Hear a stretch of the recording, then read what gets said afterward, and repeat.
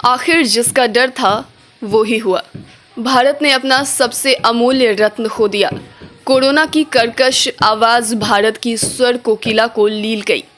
आज सुर सामग्री लता मंगेशकर कोरोना से जंग हार कर दुनिया को विदा कह गई। आज उन्होंने मुंबई के ब्रीच कैंडी अस्पताल में आखिरी सांस ली। 92 साल की लता जी की 8 जनवरी को कोरोना रिपोर्ट पॉजिटिव आई थी, जिसके बाद उन्हें तुरंत अस्पताल में भर्ती कराया गया। उन्हें भर्ती होने की खबर भी 2 दिन बाद 10 जनवरी को सामने आई थी। उन्होंने कोरोना और निमोनिया दोनों से 29 दिन तक एक साथ जंग लड़ी। उन्हें ब्रीच कैंडी अस्पताल में आईसीयू में रखा गया। लंबे समय तक लता ताई के इलाज कर रहे डॉक्टर प्रतीत समधानी की देखरेख में ही डॉक्टर्स की टीम उनका इलाज कर रही थी। इलाज के दौरान उनकी हेल्थ में सुधार भी देखा जा रहा था।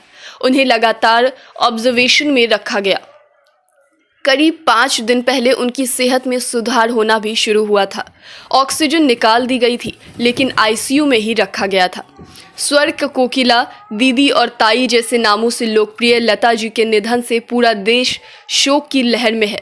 फैंस उनके ठीक होने की दुआएं कर रहे हैं, लेकिन आज इस बुरी खबर से करोड़ों संगीत प्रेमियों का दिल टूट गया है। सैकड़ों कालजयी गानों को अपनी आवाज़ देने वाली लता जी आज अनंत यात्रा पर चली गई हैं। घर के नौकर के पॉजिटिव आने के कारण कोरोना की चपेट में आई थी। लता जी लगभग 2 साल से घर से नहीं निकली थी। वो कभी कभी सोशल मीडिया के जरिए अपने फैंस के लिए संदेश देती थी। बढ़ती उम्र और गिरती सेहत के कारण वो अपने कमरे से ज़्यादा नहीं निकलती थी। उनके घर में एक स्टाफ मेंबर की रिपोर्ट कोरोना पॉजिटिव आने के बाद उनका टेस्ट कराया गया। 8 जनवरी को उनकी रिपोर्ट पॉजिटिव भी आ गई। संगीत की दुनिया में 8 सुरमई दशक।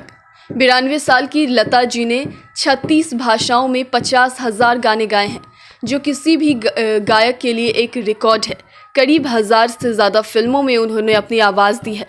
1960 से 2000 तक का दौर था। एक लता मंगेशकर की आवाज़ के बिना फिल्में अधूरी मानी जाती थी।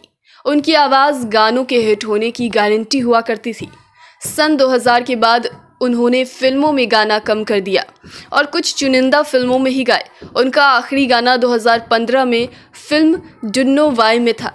करीब 80 साल से संगीत की दुनिया में सक्रिय लता मंगेशकर का जन्म 28 सितंबर 1929 को मध्य प्रदेश के इंदौर में ही हुआ था।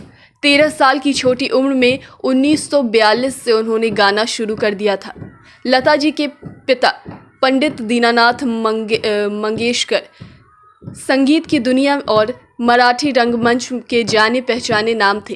उन्होंने ही लता मंगेशकर जी को संगीत की शिक्षा दी थी। 5 भाई बहनों में सबसे बड़ी लता जी की 3 बहनें आशा भोसले, उषा मंगेशकर, मीना मंगेशकर और भाई हृदयनाथ मंगेशकर हैं। प्रभु कुंज की आभा गुम। लता मंगेशकर अपनी बहन उषा और भाई हृदयनाथ के साथ मुंबई के पेडर रोड स्थित प्रभु कुंज में पहले फ्लोर पर रहती थी। कई सालों से वो यहाँ रह रही थी। आशा भोसले भी यहाँ से कुछ दूरी पर ही रहती हैं। सालों तक प्रभु कुंज सोसाइटी की सुबह लता मंगेशकर के संगीत के रियाज से शुरू होती रही। करीब 4 साल से उनका रियाज खराब सेहत के कारण लगभग बंद सा हो गया था। नवंबर 2019 में भी लता जी को निमोनिया और सांस की तकलीफ के कारण ब्रीच कैंडी अस्पताल में भर्ती कराया जा चुका था, जहां वो 28 दिन तक भर्ती रही थी। नवंबर 2019 के बाद से उनका घर से निकलना भी लगभग बंद हो चुका था। 2001 में मिला था भारत रत्न। लता मंगेशकर को 2001 में संगीत की दुनिया में उनके योगदान के लिए भारत के सर्वोच्च नागरिक सम्मान भारत रत्न से नवाजा गया था। इसके पहले भी उन्हें कई सम्मान दिए गए हैं, जिसमें पद्म विभूषण, पद्म भूषण और दादा साहेब फाल्के सम्मान भी शामिल हैं।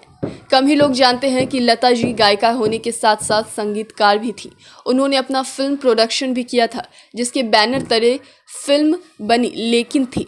इस फिल्म के लिए उन्हें बेस्ट गायिका का नेशनल अवार्ड भी मिला था। 61 साल की उम्र में गाने के लिए नेशनल अवार्ड जीतने वाली वो एकमात्र गायिका रही। इसके अलावा उनकी फिल्म लेकिन को 5 और अवार्ड भी मिले थे।